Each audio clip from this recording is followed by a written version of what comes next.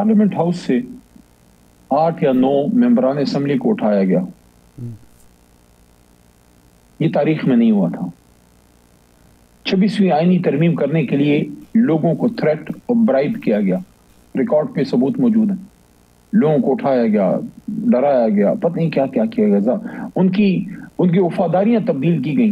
PTI के जो उस वक्त के लोग थे वो 180 सीटों के घोड़े पे सवार थे और उन्होंने बात करना मुनासिब नहीं समझी। तो पीपल्स पार्टी तो ऑलरेडी ये जवाब तो किल कर चुकी है। वो तो उसके बाद नून लीग के साथ उन्होंने हुकूमत जो है उनको सपोर्ट किया।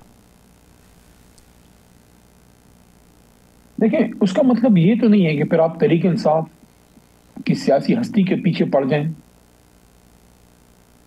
उसका मतलब फिर ये तो नहीं है कि आप तहरीक इंसाफ को सफास्ती से ही मिटा दें।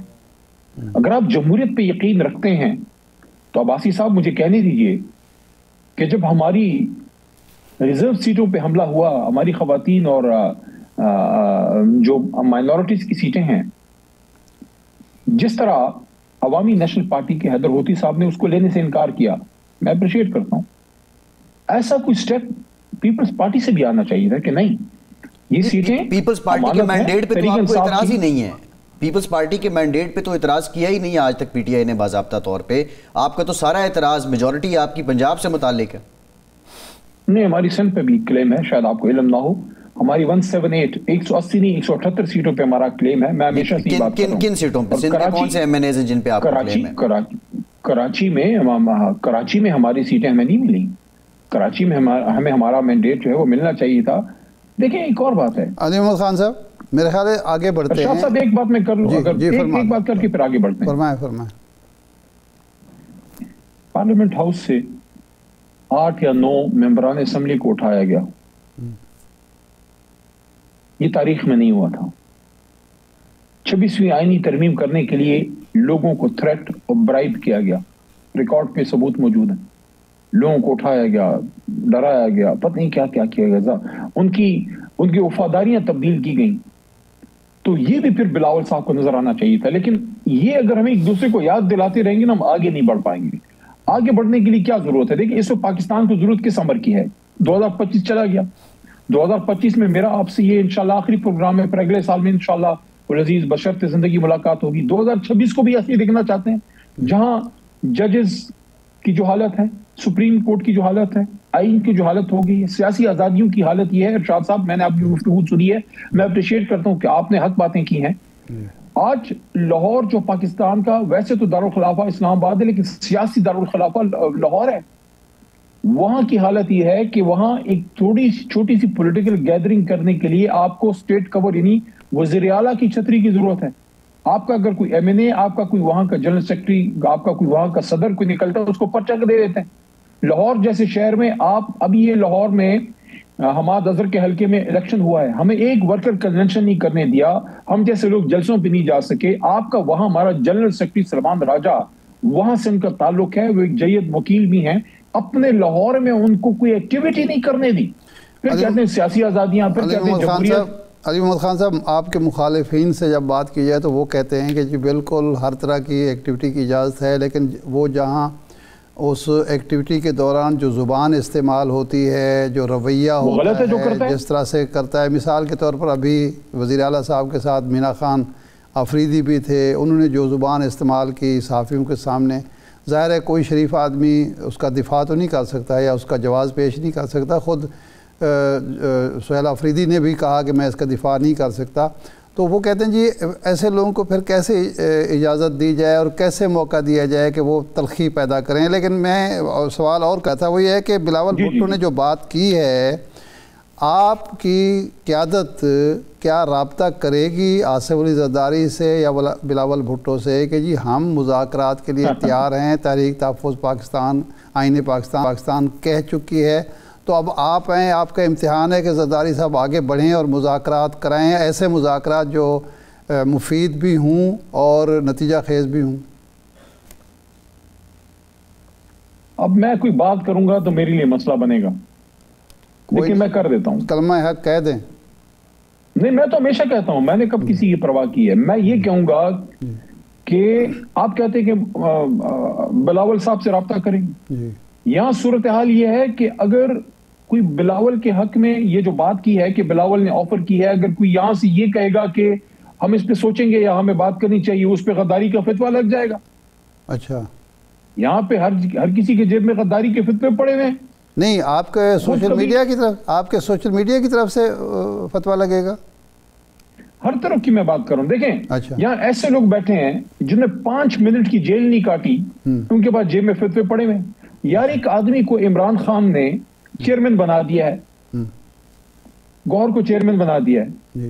اب بیرسٹر گوہر کو اگر عمران خان نے چیئرمین بنایا تو عمران خان سے تو بڑا کوئی لیڈر اس جماعت میں نہیں ہے نا، تو اس کو پھر اختیار دیں کہ وہ فیصلہ کرے. ٹھیک ہے. یا پھر کوئی حکومت ایسی صورتحال بنائے کہ یہ چیئرمین گوہر، یہ بیرسٹر سلمان راجہ، علی محمد، علی ظفر، اسد قیصر، ہم لوگوں کو پھر الاؤ کریں کہ اپنی لیڈر سے جا کے ملیں.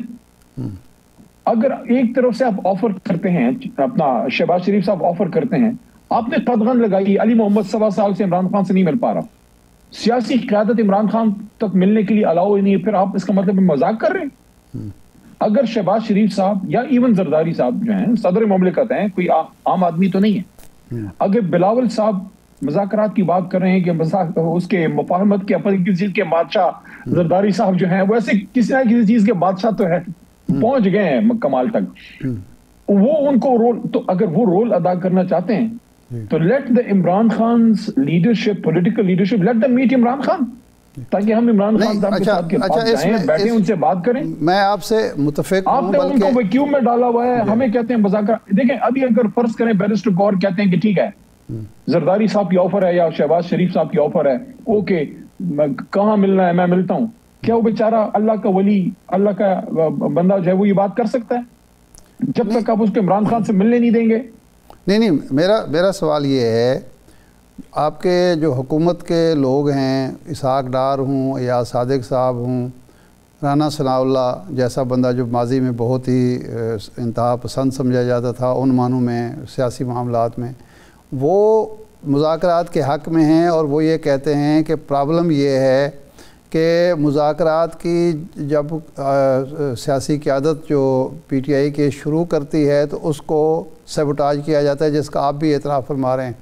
اب ایک تو حکومت کی میں سمجھتا ہوں کہ یہ زیادتی ہے کہ جو گروپ مفاہمت یا مذاکرات چاہتا ہے اس کو مضبوط کرنے کی بجائے اس کے راستے میں روڑے اٹکائے جا رہے ہیں. یہ تو آپ کی بات درست ہے، لیکن جو حکومت کے لوگ کہتے ہیں وہ یہ کہیں کہ آپ ملنے جائیں گے، وہاں سے انکار ہو جائے گا، وہاں سے کہا جائے گا کہ آپ کوئی نیا ٹویٹ آ جائے گا، اور کوئی نیا ٹویٹ آ جائے گا. تو کیا ایسا نہیں ہے جن لوگوں کو انہوں نے ذمہ داری دی ہے وہ اپنے سیاسی کمیٹی یا جو بھی آپ کا سیٹ اپ ہے اس کے بہاف پہ مذاکرات کریں اور فائنل رپورٹ دیں اور پھر اگر حکومت کی طرف سے انکار ہو تو آپ حق بجانب ہوں گے؟ نہیں، ایسا نہیں ہو سکتا. یہ کیسے ہو سکتا ہے کہ پیپلز پارٹی کی طرف سے کوئی شخص کسی مذاکرات یا کسی بڑی ڈائلاگ کا حصہ بنے اور وہ زرداری صاحب یا بلاول صاحب کی مرضی کے بغیر آ کے بیٹھا رہے؟ وہ تو ویسی نمونہ ہوگا اگر اس کے پاس مینڈیٹ ہی نہ ہو. کیا اگر کوئی فرض کریں کل ڈائلاگ کی ٹیبل سجتی ہے، کیا احسن اقبال صاحب یا خواجہ آصف صاحب، میاں نواز شریف یا میاں شہباز شریف صاحب ان لوگوں کی اجازت کے بغیر آ کے بیٹھ سکتے؟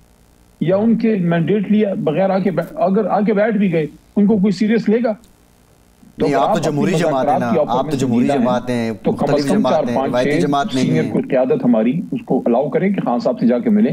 خان صاحب اگر کہتے ہیں کہ مذاکرات نہیں کرنے، یہ بڑی امپورٹنٹ بات ارشاد صاحب آپ نے کی ہے، کیونکہ جو خطوط لکھے گئے ہیں یہ فواد چودھری صاحب، عمران اسماعیل صاحب اور محمود مولوی صاحب کی طرف سے، کچھ لوگوں کا یہ کہنا ہے کہ وہ بھی اس جانب ایک راہ ہموار ہو رہی ہے کہ اگر ایکسیس ہو بھی جاتی ہے اور وہ کہتے ہیں مذاکرات نہیں کرنے، تو پھر یہ لوگ جو اتنی قربانیاں بھی دے چکے ہیں، اتنے عرصے سے کاوشیں بھی کر رہے ہیں، تو پھر یہ کوئی اپنا فیصلہ لینے میں حق بجانب ہوں گے.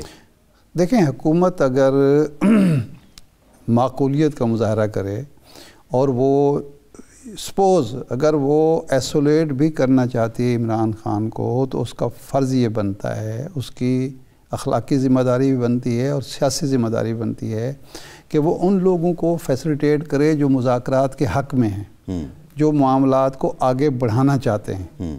اب جو حکومت کا رویہ ہے وہ فیسلیٹیٹ ان لوگوں کو کیا جا رہا ہے جو مذاکرات کے حق میں نہیں ہیں، جو تناؤ برقرار رکھنا چاہ رہے ہیں جی۔ اس میں کیا مسئلہ آتا ہے یہ تو میں نہیں کہہ سکتا۔ لیکن علی محمد خان صاحب، میں نے سوال یہ کیا تھا کہ حکومت جو ہے مثلاً الاؤ کرتی ہے ان لوگوں کو، آپ میں سے کسی کو، یا وہ جو کوٹ لکھپت جیل والے ہیں وہ خان صاحب سے ملتے ہیں، خان صاحب کہتے ہیں جی ہم مذاکرات نہیں کریں گے، تو کیا آپ کی لیڈرشپ میں یہ حوصلہ یا جرأت ہے کہ وہ کہیں کہ چونکہ ہمارا لیڈر جو ہے ہمیں مفاہمت اور مذاکرات اور استحکام کے راستے پر نہیں جانے دے رہا تو ہم اب مذاکرات کریں گے؟ نہیں، یہ تو کھلی بغاوت ہے نا، یہ اس طرح تو کسی اپنے ورکر سے یہ ایکسپیکٹ کرنا، یہ اس کی تو میں بھی سپورٹ نہیں کرتا۔ اگر عمران خان کہتے ہیں کہ بھئی آپ نے مذاکرات کرنے نہیں ہیں اور پھر جا کے کوئی کرے گا، وہ تو اپنے لیڈر سے بغاوت ہے۔ آپ اپنے لیڈر کو قائل کرتے ہیں، وہاں آپ کو وہ قیادت کام آتی ہے جو عمران خان صاحب کے ساتھ 15 سال 20 سال سے عمران خان صاحب کے ساتھ چلے ہوئے ہیں۔ ہمیں پتہ ہے ہم نے اپنے لیڈر کو کیسے قائل کرنا ہے، ان سے ہم نے بات کرنی ہے۔ جیسے میری آخری ملاقات جب ہوئی سیکنڈ لاسٹ، تو 6-7 گھنٹے ہیئرنگ تھی، شاید القادر کی تھی یا توشہ خانہ کی تھی، تو میں تھا مجھے ایز اے لائر موقع مل جاتا تھا جانے کا۔ میں خان صاحب کو بڑی کھلی بات کی، میں کہا خان صاحب آپ میری لیڈر ہیں، آپ کا میرے پہ حق ہے میں آپ کو سچی بات کروں۔ مجھے نہیں لگتا کہ کوئی 10-15 لاکھ لوگ روڈ پہ اس وقت نکل رہے ہیں۔ لوگ ہمیں ووٹ دینے کے لیے نکلتے ہیں، لیکن پسپائیت اتنی ہے پنجاب میں لوگوں کو نہیں نکلنے دیتے۔ عدالتوں کی حالت یہ ہے، 26ویں ترمیم ہو چکی تھی کہ 26ویں ترمیم ہو چکی ہے، عدالتوں سے بھی کوئی امید نہیں ہے۔ تو اگر کوئی پولیٹیکلی کوئی راستہ ملتا ہے، اپنا نظریہ اپنا پرنسپل اس کو کمپرومائز کیے بغیر کوئی راستہ نکلتا ہے اور آپ باہر آتے ہیں، یہ قوم کی جیت ہوگی کہ آپ باہر آ کے ان کو لیڈ کریں۔ قوم کا وقت ضائع کیا جا رہا ہے اپنے لیڈر سے دور رکھ کے۔